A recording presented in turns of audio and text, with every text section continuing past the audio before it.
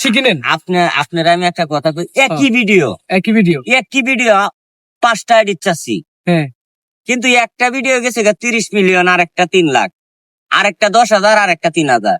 কারণ কি ভাই? কারণ কি? অথচ যেই এর মাঝে 30 মিলিয়ন গেছে, হ্যাঁ। এটার ফলোয়ার মাত্র 7,000, 7,000। আর যেটার মাঝে 6 লাখ ফলোয়ার, এটার মাঝে হয়েছে এই 18,000 না 19,000। তার মানে কি, ফেসবুক যখন যে এই ভিডিও বুস্ট করবো, এই ভিডিও ভাইরাল হবে।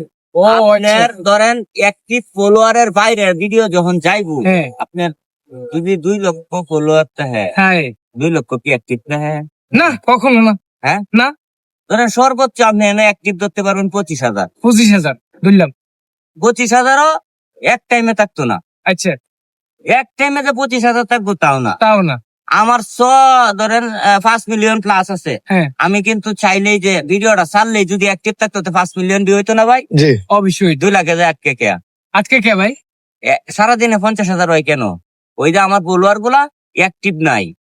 অবশ্যই তো ফলোয়ারের সামনে ভিডিও না, আবার ভিডিও পাঠাইতো না ফলোয়ারের সামনে। ও ভাই, যদি আপনার কোনো কিছুর ভিতরে ভেজাল করে থাকেন আইডিতে, আপনি ফেসবুকের কোনো ভাইলেশন লঙ্ঘন করে থাকেন, ফেসবুকে যেটা করতে না করছে এটা যদি আপনি করেন, দেখবেন আপনার ফলোয়ারের কাছে আপনার ভিডিও যাইতেছে না।